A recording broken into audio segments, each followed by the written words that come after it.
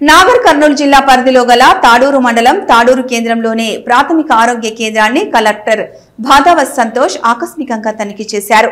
ఈ సందర్భంగా ఆయన సిబ్బంది హాజరు రిజిస్టర్, ఓపీ రిజిస్టర్, మందులు నిల్వ చేయు స్టోర్ రూమ్లను పరిశీలించి ఆయా వార్డుల్లో రోగులతో నేరుగా మాట్లాడి వారికి అందుతున్న సేవలపై ఆరా తీశారు.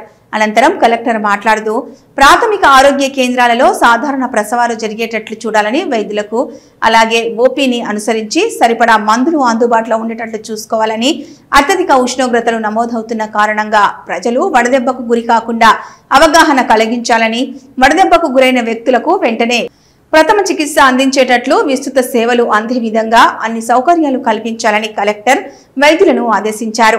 ప్రభుత్వ ఆసుపత్రుల పట్ల ప్రజల్లో నమ్మకాన్ని పెంపొందించేలా అంకిత భావంతో సేవలు అందించాలని ఈ సందర్భంగా కలెక్టర్ వైద్య సిబ్బందిని ఆదేశించారు. ఈ కార్యక్రమంలో అదనపు కలెక్టర్ దేవసహాయం, జిల్లా వైద్యాధికారి స్వరాజ్యలక్ష్మి, సంబంధిత వైద్యాధికారులు, వైద్య సిబ్బంది తదితరులు పాల్గొన్నారు.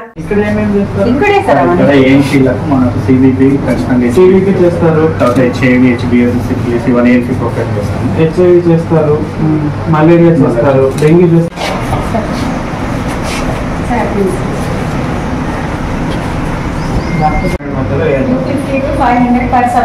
నేను వర్కౌట్ చేస్తాను సార్. మనం 178 సబ్ సెంటర్స్ ఉంటాయి. 100 ఫర్ ఆశా.